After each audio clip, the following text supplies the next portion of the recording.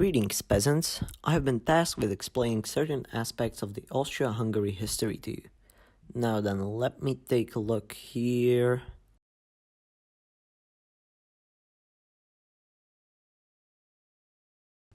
Ah, of course, the Anjous. No, the Anjous. That's not either. Wait, give me a second.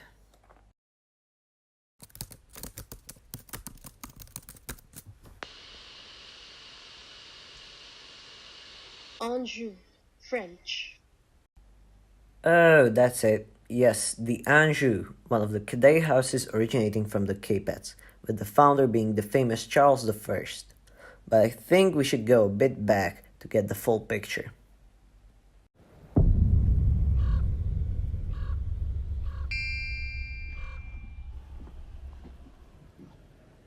Yeah, it's rewind time. Whoa, that was a bit weird, but I think we should be at the right time and place. Let me just check. Oh, look, there's someone there. Hey you, yes, you, greetings, sir. Do you by any chance know the current ruler of these lands?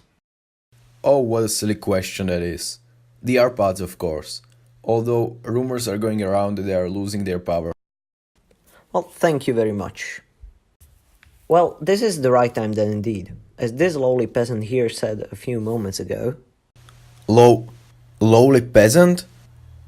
Is that what you just said? Oh, I'm sorry, didn't mean to offend you. And what even are you? Some sort of jester or something? These damn foreigners bringing in their terrible manners. Well, as I was about to say before, the Arpads are currently in power, and it seems that the rumors of their downfall are already spreading. As time went on, the power of the almighty Arpad started to fade. The magnates were sure to have noticed this, and so a power struggle ensued between the most powerful for claim and ruling. The best of them all, Maciejczak Trencianski, managed to stay in control over the lands after the downfall of the Arpads all the way until his death at the age of 61. After this, he entrusted the land to the Czech ruler Václav II, although he himself was not able to rule, and so he gave this duty to his son, Václav III. The problem was that he wasn't widely recognized, and so the Bavarian duke took over. Amid all of this chaos, the founder of the Anjous, Charles Robert I, managed to come out on top, and so the House of Anjous made its debut in the medieval politics. Now then, Charles Robert was a person who did a lot throughout his life, not only making the family of Anjous a name to be reckoned with, but he also sealed the Visegrad deal. But for that, we'll go a few years into the future.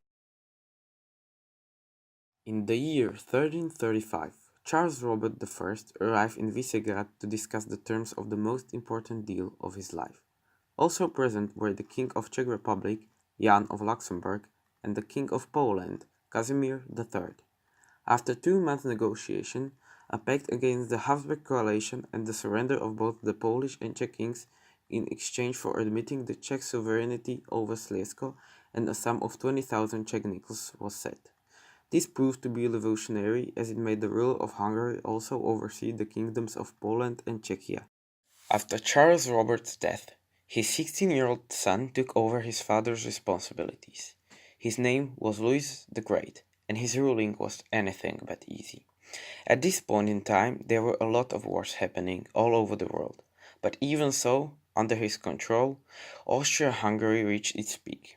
After Louis's death in 1382, his daughter Mary got married to the Sigismund of Luxembourg.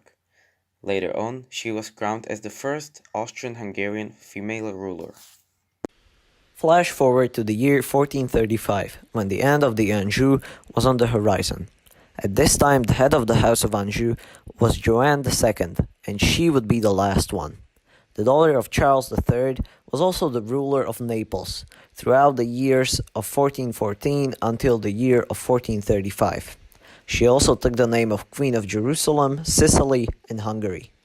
The end of the Anjou wasn't very dramatic. The actual reason was that there was no direct descendant, and naturally this spelled the end of the House of Anjou. And so to do a short recap, during the rule of Charles Robert I and Louis I, Austria-Hungary reached its cultural, agricultural, and economical peak. During this period of time, the importance of the area increased drastically. Although the main lineage of the Anjous has died, out there are still some non-direct descendants left, scattered mostly over the area of current France.